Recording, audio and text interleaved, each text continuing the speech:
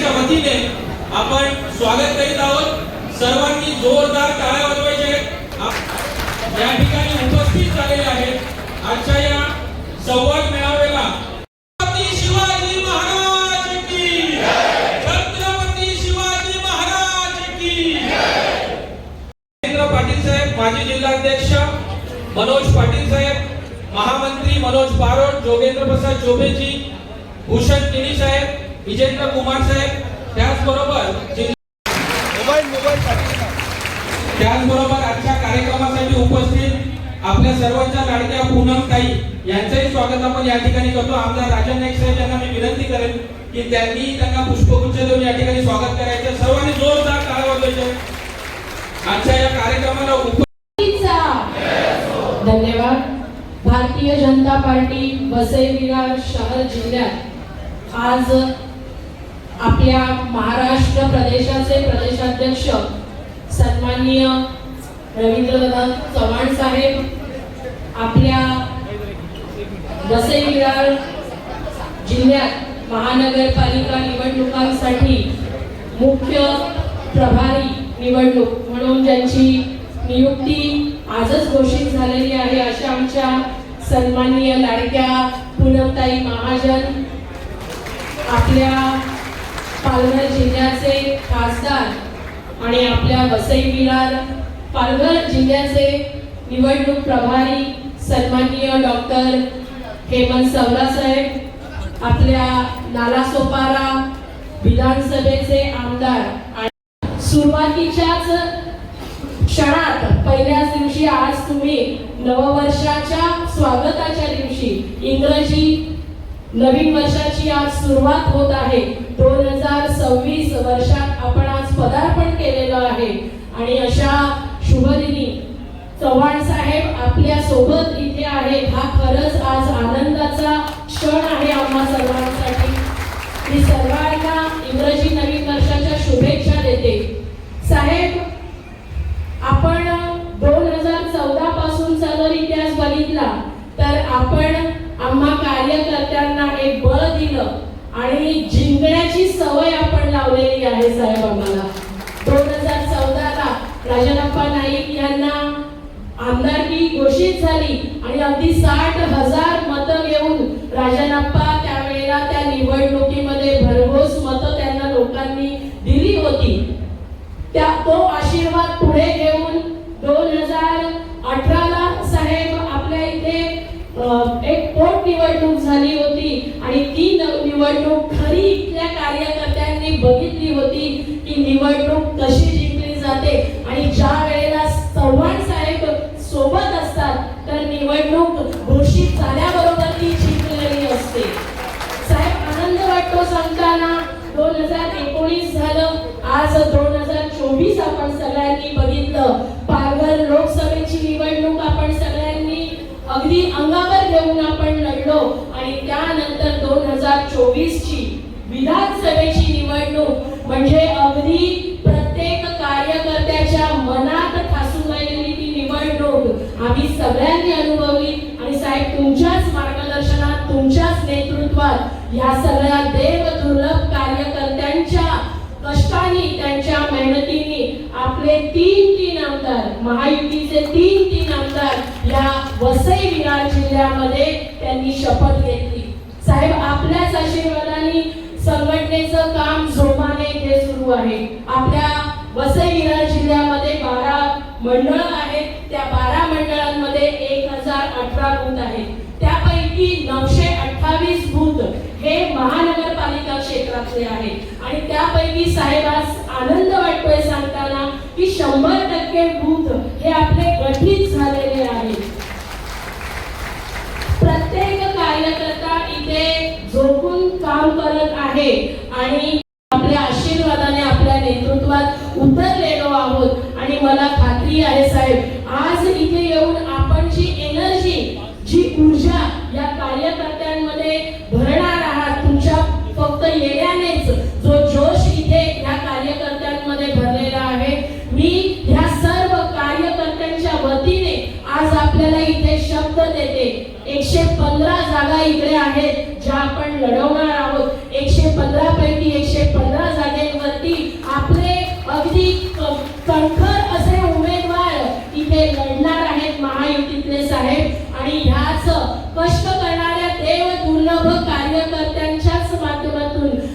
तुम्हाला शब्द देते की 100 पेक्षा जास्त जागा निवडून आपल्या महायुतीचा महापौर इथे आम्ही सर्व मिळून बसवणार आहोत.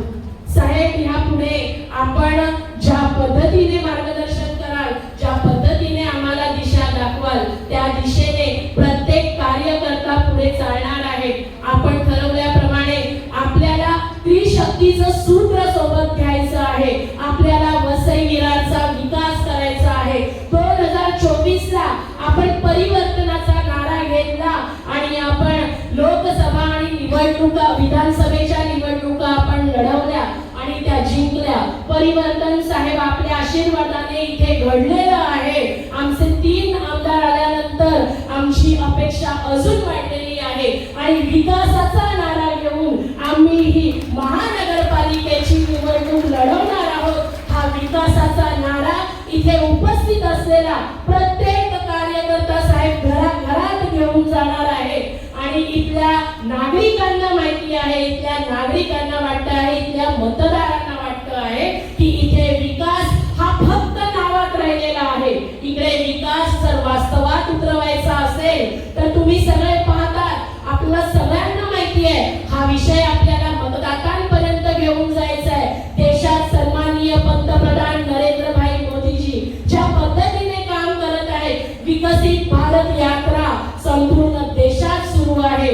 आपल्या महाराष्ट्राचे सन्माननीय लाडके मुख्यमंत्री देवेंद्र भाऊ फडणवीस यांनी जी विकासाची गंगा उतरलेली आहे ती आपल्या वसई विरार पर्यंत पोहोचलेली आहे. कोस्टल रोडचे इकडे आपल्याला परमिशन मिळालेली आहे. तुम्ही सगळे बघत आहात. देवा भाऊंचं लक्ष वसई विरार मधल्या प्रत्येक नागरिकावरती आहे. आज या निमित्ताने मी इथे उपस्थित असलेल्या प्रत्येक कार्यकर्त्यापुढे मागणी करणार आहे. आपल्याला सर्वांना पुन्हा एकदा कंबर कसून उतरायचं आहे. जी विकासाची त्रिशक्तीची सूत्र आहेत ती लोकांपर्यंत पोहोचवायची आहेत. देशामध्ये केंद्रात मोदीजींचं यशस्वी सरकार आहे, राज्यात देवेंद्र फडणवीस साहेबांचं सरकार आहे आणि ज्या वेळेला वसई विरार मध्ये महायुतीचं भारतीय जनता पार्टीच्या नेतृत्वाचं सरकार येईल त्यावेळेला ट्रिपल इंजिन सरकार जोरदार धाव घेईल आणि या वसई विरारचा सर्वांगीण विकास झाल्याशिवाय थांबणार नाही. साहेब, बोलायचं खूप आहे पण वेळ कमी आहे. कार्यकर्ते 3:30-4 वाजल्यापासून इथे जमलेले आहेत आणि त्यांना तुम्हाला ऐकायचं आहे म्हणून मी तुर्तास इथेच थांबते. पण मी तुम्हा सर्वांकडून आज एक शब्द साहेबांच्या समोर देते आहे की आपण महापौर बसवणार. 115 पैकी 100 नगरसेवक निवडून येणार. येतील ना? येतील ना? नक्की देऊ शब्द. साहेब, ह्या देव दुर्लभ कार्यकर्त्यांनी शब्द दिलेला आहे आणि इथे विकास होणार, परिवर्तन घडणार. आपल्या नेतृत्वात, आपल्या मार्गदर्शनात पूनमताई आता आपल्याकडे मार्गदर्शक म्हणून आपल्या सोबत आहेत. ताईंच्या नेतृत्वात आज महिलांची ऊर्जा बघत आहात. महिलांमध्ये पुन्हा एकदा एक शक्ती संचारलेली आहे. थोडीशी आठवण करून देईन विवांताची. त्यावेळेला इथे उपस्थित प्रत्येक भगिनी न घाबरता कमरेला पदर पोसून उभी राहिली होती. पूनमताईंच्या नेतृत्वात प्रत्येक महिला पुन्हा एकदा बाहेर येईल आणि वसई विरारमध्ये परिवर्तन करेल. धन्यवाद. इथेच थांबते. जय हिंद, जय महाराष्ट्र. माफ करा प्रज्ञाताई, मी आज भारत माता की जय बोलण्याच्या आधी 115 वॉर्डात आपली महायुती लढत आहे. त्याच्यात तुमची अपेक्षा 100ची आहे.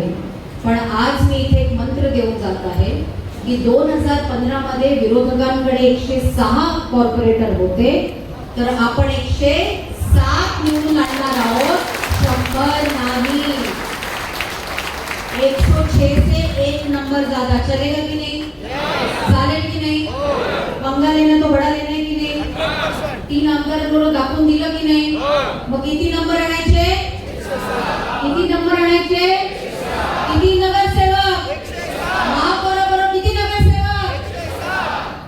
त्यामुळे भारत माता की मंचावर आसनस्थ माझे मोठे भाऊ आणि जेव्हा ते महाराष्ट्राचे अध्यक्ष झाले तेव्हाच महाराष्ट्राच्या निवडणुका ठरल्या आणि कमळ पूर्ण महाराष्ट्रात नगरपालिकेपासून गावागावात पोहोचले.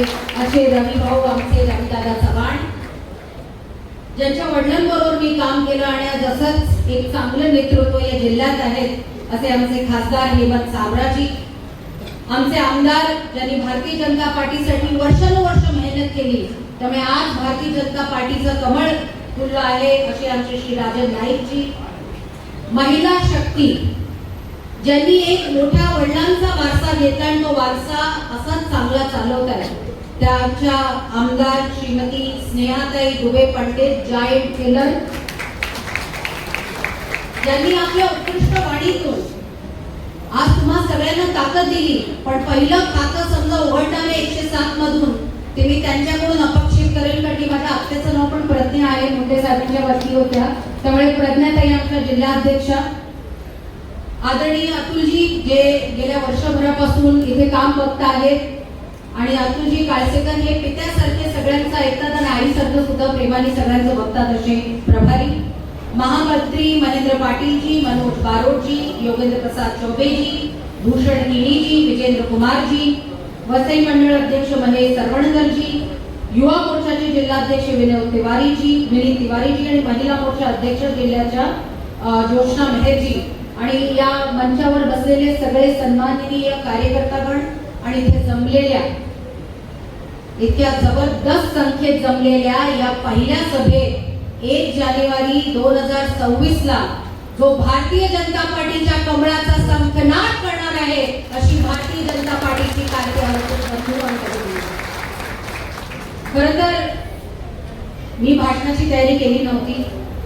आज मला असं कळलं होतं की मला तुमच्याकडून ऐकायचं, आणि मला सांगितलं गेलं 3 वाजता वेळेवर या, आणि नेत्यांकडून अपेक्षा असते की 3ची वेळ दिली की ते 4-4:30 ला येऊन जातात. पण झालं काय, माझं नाव पूनम प्रमोद महाजन, त्यामुळे 3 ला शार्प मी पोहोचले. पण मला तो वेळ मिळाला सगळ्यांशी बोलताना. मग आताच मी रविदादांचं झालं काय की ते येता त्यांना, कारण की प्रत्येक मतदारसंघातून यायचं असतं, त्यानुसार ते त्यांच्या वेळेवर आले. त्यांना वेळ 3ची दिली नव्हती, 4चीच दिली होती, पण ते वेळेवर आले. पण मी तेच म्हणलं, दादा उशीर झाला ना, यायला नाही निवडणुकीला. पण मी दादांना हेही म्हटलं की तुम्ही अशा वेळेस आला कि हम यही करेंगे, देर आए लेकिन दुरुस्त आए, और दुरुस्त आए तो वसई से शुरुआत की आपने, ऐसी दुरुस्त जगह से शुरुआत की. खरं तर निवडणुकीला सामोरे जायला आज पूर्ण देशभरात भारतीय जनता पार्टीची ताकद आपण गावागावात बघतो.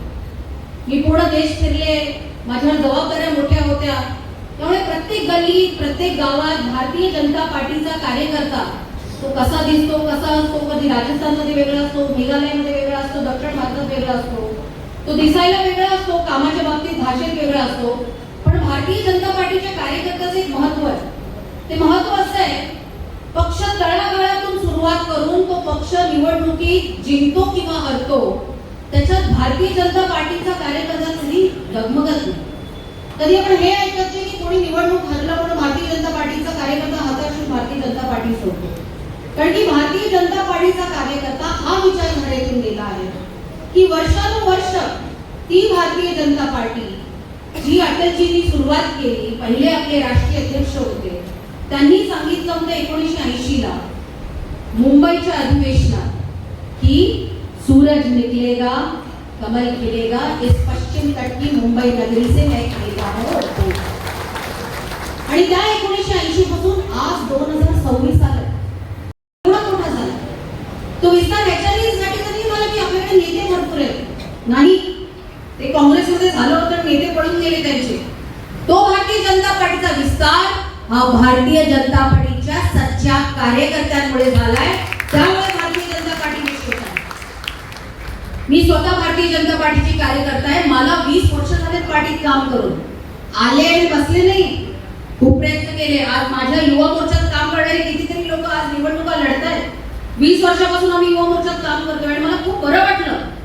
आणि जेव्हा वसई विरारकडे बघितलं जायचं, ठाणे जिल्हा असतो, नंतर तो पालघर झाला, कधीतरी वसई विरार नेहमी थोडं पोरं राहायचं, हो की नाही? पण तुम्ही आता बघा तोच पोरका वसई विरारचा जिल्हा, वसई विरार हा तालुका पूर्ण, त्याच्याकडे बघता बघता बघता ज्या 3-4 लोकांनी वर्षानुवर्ष प्रमोदजी असताना या जागेसाठी आपलं आयुष्य दिलं, आज तिकडे प्रत्येक विधानसभेत कमळ फुललं. का? कारण की तिथे राहिलेला भारतीय जनता पार्टीचा 40 वर्षापासून असलेला सच्चा कार्यकर्ता. त्या कार्यकर्त्यासाठी मी इकडे आले.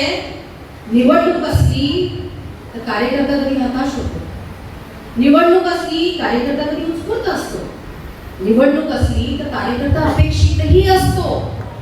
पण तो भारतीय जनता पार्टीचा कार्यकर्ता आहे, जरी अपेक्षित असेल, प्रफुल्लित असेल, भरपूर काही असेल, पण तो कधी निवडणुकीच्या आधी थोडा बहुत रुसतो, अपेक्षित असतो. पण एकदा निवडणूक लागली तो सगळं सोडून कमळ कमळ कमळ हाच विचार करतो. असेल आपल्या मनात भरपूर दुःख असेल, कधी कोणाला वाटत असेल ह्यांनी लढायला पाहिजे होतं, मलाही वाटत असतं, पण त्याचा अर्थ हा नसतो. तो तिथपर्यंत लढाई उस बाउंड्री तक जहां पे लड़ना चाहिए, उसके बाद सब कुछ इस देश के लिए, जनता के लिए और उस कार्यकर्ता के लिए. आणि आज मला तुम्हाला बघून मी भरपूर लोकांना भेटले, मला इतकं बरं वाटलं की केव्हापासून इथे यायचं होतं. मला वाटतं माझंच नशीब चांगलं होतं की मी निवडणुकीच्या काळात आले. ती लोकांचा उत्स्फूर्तता, ती जल्लोष बघून मला खूप बरं वाटलं. आणि जेव्हा सगळ्यांशी मी बोलले, सगळ्यांनी एकच सांगितलं, ताई आम्हाला निवडून द्यायचं, ताई महापौर बसणार तर भारतीय जनता पार्टी शिवसेनेच्या युतीचा बसणार. आणि हीच तर अपेक्षा असते लोकांची. ट्रिपल इंजिनचं सरकार काय असं तुम्हाला माहिती आहे का? आज किती महत्त्वाच्या गोष्टी रखडल्या जातात कारण की तिकडे तुमची लोकल गव्हर्नमेंट नसते. गेल्या कित्येक वर्षापासून इथे परिवारांनी राज्य केलं. आता राजे महाराजे तर तुम्हाला माहिती आहे 1947 ला संपले होते, पण कधी कधी पारिवारिक राज्य काही काही जागेत लोक करत होते. पण ते सुद्धा जनतेने ठरवलं की जनता राजा असते, कोणी दुसरा राजा नसतो, आणि हे कमळ फुलवून जनतेने करून टाकलं. मी तुम्हाला एवढंच सांगू इच्छिते, आपल्या सोबत भाजपा, शिवसेना आणि सगळ्यात महत्त्वाची श्रमजीवी संघटना आणि अग्रिसेना, जेव्हा समाजातले सगळे घटक एकत्र येतात ना, तेव्हा ते दिसून येतं की बॉस टाइम अपना आ रहा है. आज सगळे घटक भारतीय जनता पार्टीवर येऊ इच्छितात. याच वसई विरारमध्ये आमदार येईल प्रश्न पडायचा, खासदार येईल प्रश्न पडायचा, जिल्हा तर नंतर झाला. पण आपली तेवढी जुनी जनसंघापासून असलेली ताकद, राष्ट्रीय स्वयंसेवकापासून असलेली ताकद ती राहिली. पण कुठे ना कुठे राजकीय ताकद ही राजामानानुसार पुढे मागे होत राहिली. पण मी नेहमी म्हणते, देर आए दुरुस्त आहे. जनता ही राजा होती है और जनता ही तय करती है, लेकिन उस जनता तक पहुंचने के लिए, वो राजा को उसके तक पहुंचने के लिए कार्यकर्ता भी उतना ही जरूरी होता है. आज इथे बसलेला प्रत्येक कार्यकर्ता, प्रत्येक बूथ प्रमुख ठरवणार आहे की आपण कसे निवडून येऊ. ती प्रमोदजींचं तुम्हाला भाषण लक्षात असेल 1995च्या राष्ट्रीय महाधिवेशनाचं. राष्ट्रीय महाधिवेशनात प्रमोदजींनी भाषण केलं होतं आणि त्यांनी सांगितलं होतं, तुम्ही युट्यूबवर बघू शकता, तेव्हा पहिल्यांदा भाषण केलं होतं. आणि 1996ला आपली राष्ट्रात पहिल्यांदा अटल बिहारी वाजपेयी पंतप्रधान होऊन सत्ता आली होती. तेव्हा प्रमुख कार्यकर्त्यांनी हेच म्हणत होते की जनता देना चाहती है, हम उन तक पहुंच रहे की नहीं. वादळ तर खूप चालू आहे की भारतीय जनता पार्टी महायुतीला प्रत्येक महानगरपालिकेत निवडून आणायचंय. पण त्या हवेला जोपर्यंत गाडी जी आपल्या समाजाची आणि आपल्या विकासाची रथाची चालणार आहे, त्या हवेला त्या गाडीच्या चाकात हवा भरली नाही तर तो कसा आपल्या ट्रिपल इंजिनचा इंजिन पुढे जाईल. त्यामुळे ही हवा भरपूर असेल, ती गाडी पण तयार आहे ट्रिपल इंजिनची, पण त्या गाडीच्या पहिल्यात हवा भरायची असेल, तो हवाचा पंप आपला भारतीय जनता पार्टीचा कार्यकर्ता आहे. आणि तो कार्यकर्ता जेव्हा ठरेल तर हवा तेवढीच भरेल. त्यामुळे मी तुम्हाला इथून सांगू इच्छिते, राजकीय भाषण करून फायदा काय. मला माहिती आहे तुम्हाला जनतेच्या हिताचं करायचंय आणि क्षितिजावर फक्त कमळ दिसतंय की नाही. त्यामुळे जनतेच्या हिताचं करताना क्षितिजावर कमळ दिसलं तर शिट्टी कोण वाजवणार? कोणीच नाही. हवाच नाही तोंडात तर शिट्टी कशी वाजणार, बरोबर आहे की नाही? त्यामुळे जनतेच्या हिताचं करा. आपल्या क्षितिजावर फक्त आणि फक्त कमळ आणि महायुती बघा आणि तोंडातली हवा संपल्यामुळे शिट्टीत हवा नका, तर आपल्या सायकलच्या टायरीत हवा बघा. एवढी ताकद तुमच्या. आज हा प्रण घ्या. देव देतय पण कुठे जाऊ नका. आज हा प्रण घ्या की प्रत्येक बूथ मध्ये भारतीय जनता पार्टीची ताकद कार्यकर्ता आणि प्रत्येक बूथ प्रमुख आहे. मी माझी निवडणूक बूथ प्रमुखावर लढले. मी स्वतः माझ्या जिल्ह्यात अजूनही बूथ प्रमुख आहे. मी पन्ना प्रमुख आहे. मी शपथ घेतली 10 वर्ष आधी, जेव्हा मी बूथ प्रमुख होईल, मी पन्ना प्रमुख होईल, तर प्रत्येक जणाला बूथ प्रमुख आणि पन्ना प्रमुखाची ताकद समजेल. तीच ताकद तुम्ही विसरू नका. आज मी भरपूर कॅन्डिडेट्सना भेटले. त्यांना फक्त एकच प्रश्न विचारला, मैंने विचारला आप जीतोगे की नाही, करोगे की नाही, तुमच्याकडे कोण आहे, तुमचं तुमच्या बूथची बांधणी झाली की नाही. जोपर्यंत त्या बूथची अंडरस्टँडिंग नसेल, कधी कधी जो निवडणूक लढतो त्याला कळत नाही की रस्त्याच्या तिकडे आपला बूथ आहे की नाही किंवा इकडे आपला बूथ आहे की नाही. कधी कधी कारण काय काय कळत नसतं. कधी नवीन असतो माणूस आणि असं नाहीये, भरपूर जुना माणूस असले तरीही काही गोष्टी कळत नसतात. पण जेव्हा त्या बॉर्डर मध्ये आपल्याला कळतं की हा आपला मतदारसंघ आहे, त्या मतदारसंघामध्ये प्रत्येक बूथ प्रमुख त्या बूथ मध्ये व्यवस्थित जातोय की नाही.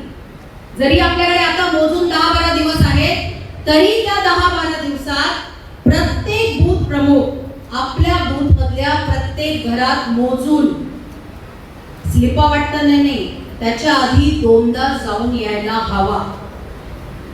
प्रत्येक बूथ प्रमुख स्लीप वाटण्याच्या आधी त्याच्या बूथ प्रमुख आपल्या आपल्या घरात तो 2दा जायला हवा, उद्या आणि त्याच्या 4 दिवसानंतर. जेव्हा त्या बूथ प्रमुखाला आपला बूथ व्यवस्थित कळला, कारण की तुमचे बूथ 100% तयार आहे, त्यामुळे त्या बूथ प्रमुखला आपला बूथ कळला तर 107 नाही ते 115 तुमचे होऊन जातील. एवढी ताकद. आणि हे समजू नका हा वॉर्ड प्लस आहे, हा वॉर्ड मायनस आहे. बूथ प्रमुखाने ठरवलं, कार्यकर्त्यांनी ठरवलं तर सगळे वॉर्ड प्लसच असतात. त्यामुळे आज राजकीय न बोलता जेव्हा राजकीय सभा असेल तर आपण भरपूर हवा काढूया शिट्टी मधली. पण आज मी तुम्हाला एवढंच सांगू इच्छिते की प्रमोदजींनी सांगितलं होतं एका सच्च्या कार्यकर्त्याने की आपल्या सगळ्याला विकास हवा. ही हाताच्या पंजावर बसून येत नाही.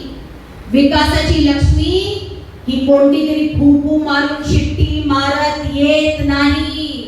विकासाची लक्ष्मी येते तर कमळावरच विराजमान होऊन येते. त्या लक्ष्मीला, त्या विकासाला प्रत्येक घरात आपल्याला घेऊन जायचंय. आदरणीय पंतप्रधान नरेंद्र मोदींनी आपल्याला एवढा चांगला सुवर्ण काळ या देशासाठी दिलाय, तो आपण विसरू नये. येणाऱ्या पिढीसाठी ज्या प्रकारे या महाराष्ट्राचे मुख्यमंत्री ज्यांनी प्रत्येक आपल्या बहिणीला, आपली बहीण लाडक्या बहिणीला लक्ष्मी समजून तिला ती ताकद दिली, त्या देवेंद्र फडणवीसला मदत करणं हे आपलं कर्तव्य आहे. कारण की महाराष्ट्राची लाडकी बहीण ही सन्मानित आणि सुरक्षित आहे, तर देवाभाऊच्या महाराष्ट्रातच आहे. ही ताकद आपल्याकडे आहे. आणि रविदादांविषयी काय बोलू, आता लहानपणापासून बघितलं, म्हणजे वयाचं सांगत नाही मी, पण प्रमोदजींचा त्यांच्यावर खूप प्रेम आणि आशीर्वाद होता. एक छोटा सच्चा कार्यकर्ता एवढा मोठा महाराष्ट्राचा प्रदेशाध्यक्ष होऊ शकतो. ही ताकद फक्त आणि फक्त भारतीय जनता पार्टीत आहे. असा सच्चा आणि चांगला कार्यकर्ता, कार्यकर्ती किंवा कार्यकर्ताच या कमळाचा, धनुष्यबाणाचा महापौर होणार आहे. आणि तो किती आकड्याने येणार आहे? किती आकड्याने येणार आहे? गाड बांधलो 107. नंबर आया 8 नंबर किसका होता है? किसके सर पे बैठेगा शरीर? दुश्मनों के. तो तयार तो रखना ना भाई. तो 107 चा आकडा आपल्या येणाऱ्या काळात या वसई विरारकडे जेवढं दुर्लक्षित झालेलं आहे ते दुर्लक्षित बाजूला करून या वसई विरारच्या आपल्या लोकांच्या विकासासाठी आपण तयार करून द्यावं. तुम्हा सगळ्यांना आजपासून तो सुरुवात आहे. अभी तो ये झाकी आहे, पिक्चर अभी तर ही सुरुवात करूया आणि एवढ्या काळात आपण एका चांगल्या विकासाच्या रथासाठी कार्यकर्त्यांच्या पंपमधून जनतेच्या प्रेमाचं वादळ त्या विकासाच्या रथाच्या आपल्या टायर मध्ये भरून अशी भन्नाट गाडी घेऊन जाऊया की वसई विरार सगळ्या भागात, नालासोपारा, ईस्ट, विरार, वेस्ट सगळीकडे लोकांपर्यंत विकास पोहोचावा आणि त्याचं काम हवं आणि त्याच्यातून कार्यकर्त्याचाही सन्मान वाढावं, काम हवं। या विश्वासाने तुम्ही सगळे कामाला लागा आणि तुम्हाला मी नेहमी भेटत राहील। तुम्हा सगळ्यांना मनापासून खूप खूप शुभेच्छा। भारत माता की वंदे वंदे भारतीय जनता पार्टीचा, भारतीय जनता पार्टीचा आवाज येणाऱ्या 15 तारखेपर्यंत आणि त्यानंतर वर्षानुवर्ष या महानगरपालिकेमध्ये तुम्हा सर्वांनाच नादत गाजत सामान्य जनतेपर्यंत पोहोचवायचा। खरं तर आज मी इथे येण्याचं कारण एकच आहे, संपूर्ण महाराष्ट्रामध्ये महानगरपालिकेच्या निवडणुका होऊ घातल्या आहेत। 29 महानगरपालिकेच्या निवडणुका आहेत आणि मग त्या 29 महानगरपालिकेच्या निवडणुकांमध्ये वसई विरार ही महानगरपालिका सुद्धा आहे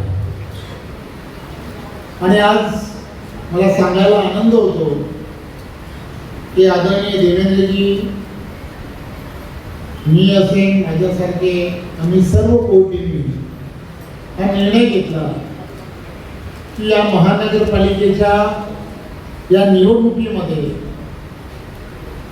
मुख्य प्रभारी म्हणून कोणी काम करावं आणि मग एकच नाव आमच्या डोळ्यासमोर आलं आणि ते म्हणजे पूर्ण हिंदुत्ववादी विचाराची असणारी आमची पूनमताई। खरं तर तिच्या बोलण्यामध्ये, तिच्या वक्तव्य ज्यावेळेला करते तर आमच्यासारखे सर्व कार्यकर्ते ज्यांच्या नेतृत्वात तयार झाले, प्रमोदजी यांचा साक्षात्कार हा पूर्णच्या पूर्ण त्या तिच्या बोलण्यामध्ये, तिच्या वागण्यामध्ये नेहमी आहे। त्यामुळे तुम्ही सर्वांनी चिंता करू नका, प्रमोदजी तुमच्या पाठीशी आशीर्वाद देऊन आहेत आणि पूनमताई तुमच्या साथीला। मी या ठिकाणी फक्त आपल्या सर्वांना हे आठवण करून द्यायला आलोय की आपण सर्वांनी तो दिवस आठवा, पूर्वीचा काळ आठवा, भारतीय जनता पार्टीचा कार्यकर्ता, शिवसेनेचा कार्यकर्ता, आपला महायुतीचा कार्यकर्ता, अग्निसेना जे आहे यांचे कार्यकर्ते। खरं तर ही वेळ आहे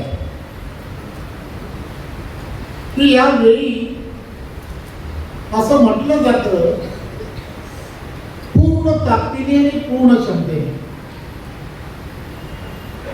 एखादी वाईट गोष्ट जर तुम्हाला आम्हाला सर्वांना दूर करायची असेल तर तुम्हाला आम्हाला सर्वांना काय करावं लागतं तर पूर्ण ताकदीने त्या वाईट शक्तीच्या एक तर पाठी राहावं लागतं किंवा पाठी ढकलावं लागतं। ही वेळ आपण पोटनिवडणूक पाहिली,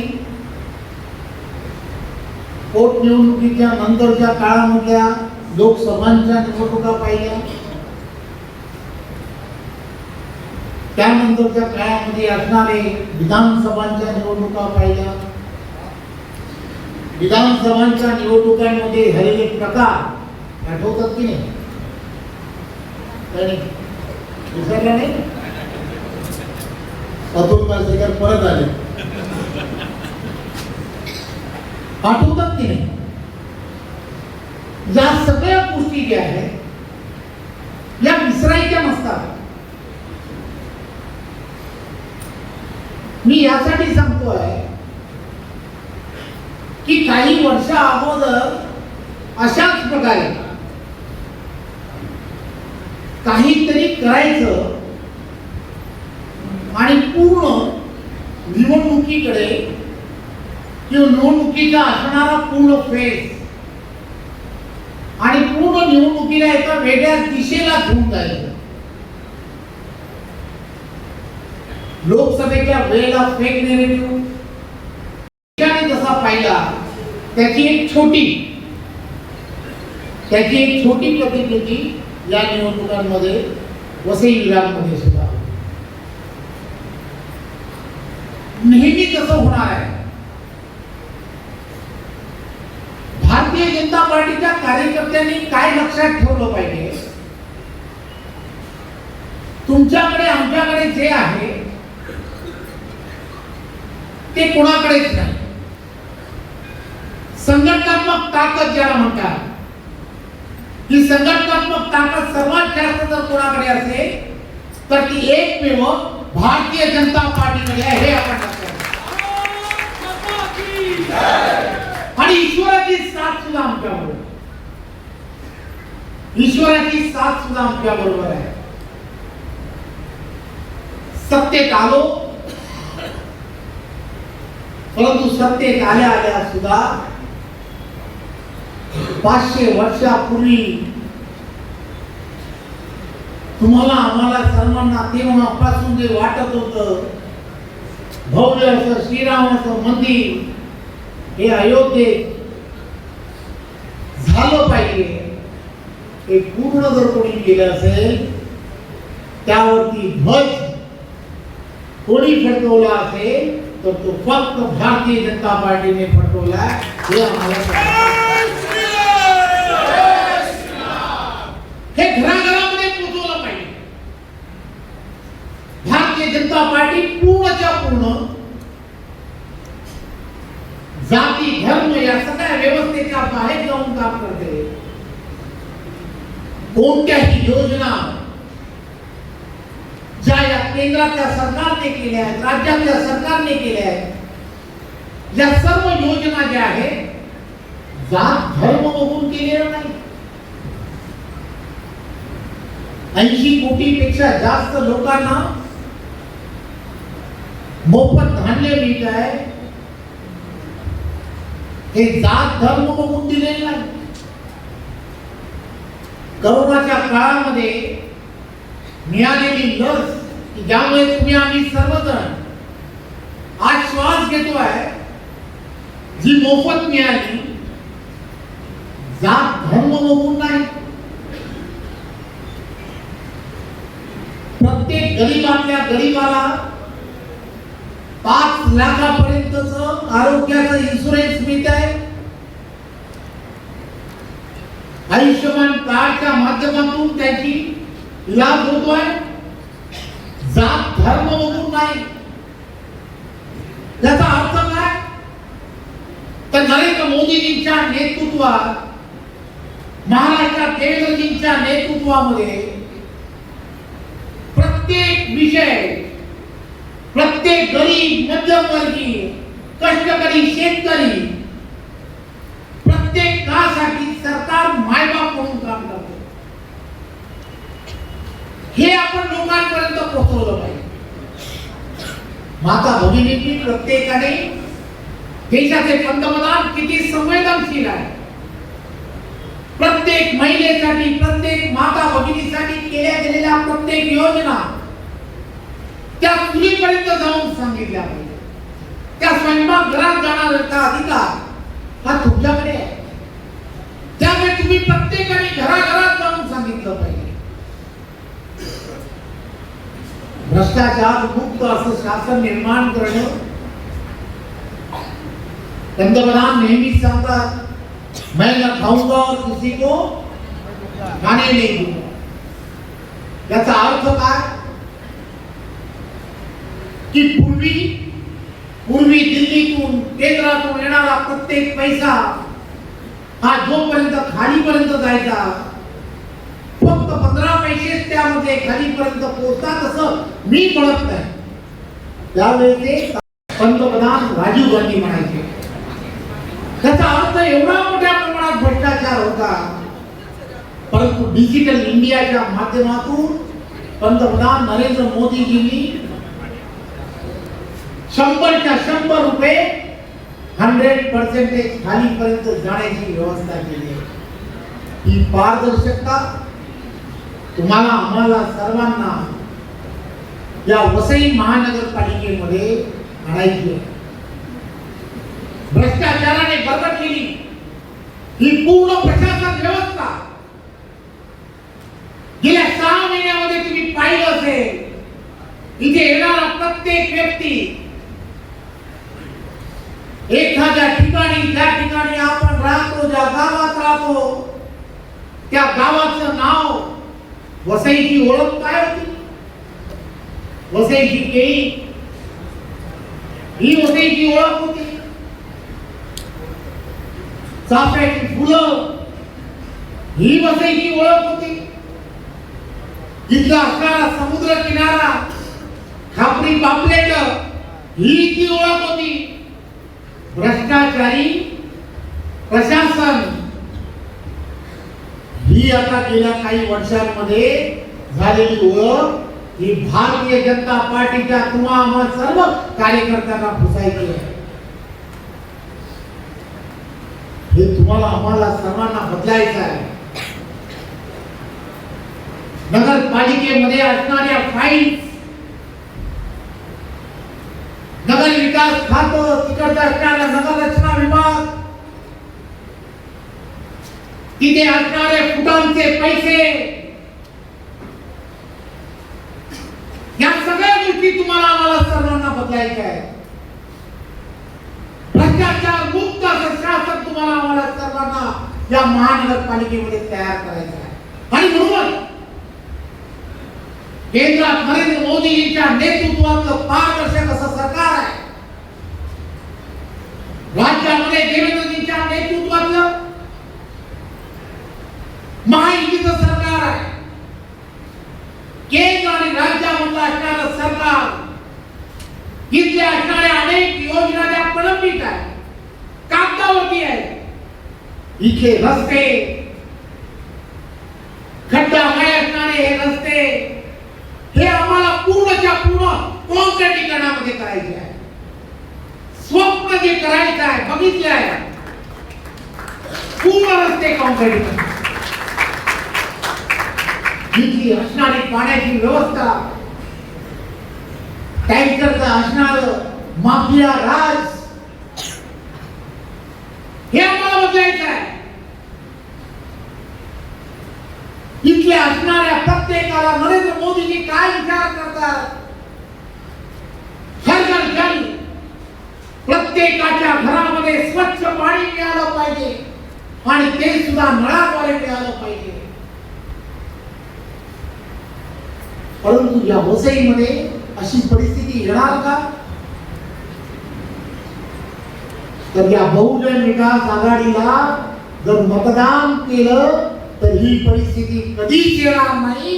हे वसईकरांना आपल्याला सांगितलं, हे नाना संपादकांना आपल्याला सांगितलं. त्यामुळे बदल गरजेचा आहे. परिवर्तन असंच नको आहे.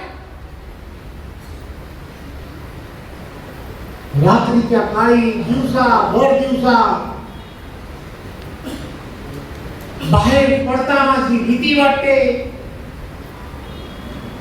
कोणीतरी गुंड येईल,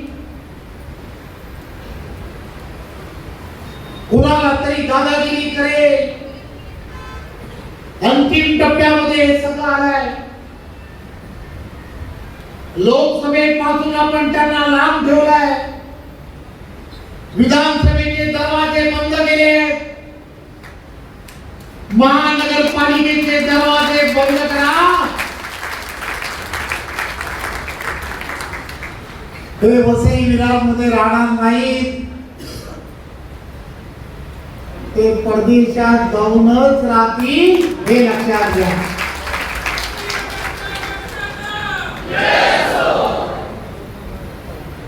मला कुणावरती टीका करायची नाहीये, परंतु मी पालकमंत्री म्हणून या भागामध्ये काम केलं आहे. आरोग्याची व्यवस्था या शहराची बदलली पाहिजे, चांगली हॉस्पिटल तिथे तयार झाली पाहिजे. इथल्या असणाऱ्या लाखो नागरिकांना जो त्रास होतोय,